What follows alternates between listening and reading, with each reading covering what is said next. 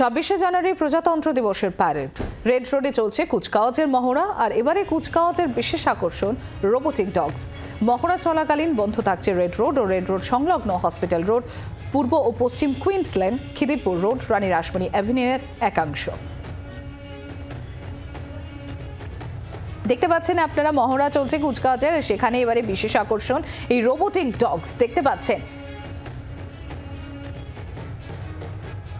Red রোডে চলছে প্রজাতন্ত্র দিবসের কুচকাওয়াজের চূড়ান্ত মহড়া এবং এই 26 তারিখ এই প্রজাতন্ত্র দিবসে কি কি হবে, এক্সাক্ট টাইমিং কি কি থাকবে সেই অনুযায়ী কিন্তু চলছে আজকে মহড়া। এবং এই মহড়া উপলক্ষে রেড রোড সংলগ্ন বেশ কিছু রাস্তা কিছুক্ষণের জন্য আজ বন্ধ থাকছে।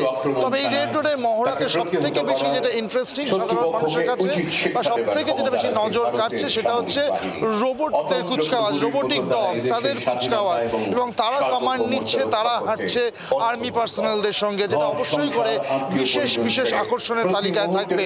এখানে এসে সমস্ত ব্যবস্থা খতিয়ে দেখে গেছেন কলকাতা পুলিশ কমিশনার। বলাই বাহুল্য, প্রজাতন্ত্র দিবসের কুচকাওয়াজ উপলক্ষে নিরাপত্তা ব্যবস্থা কিন্তু রীতিমতো আঁটোসাঁটো করা হয়েছে। ক্যামেরায় রানার সাথে অর্কদীপ্ত, জি 24 ঘন্টা, কলকাতা।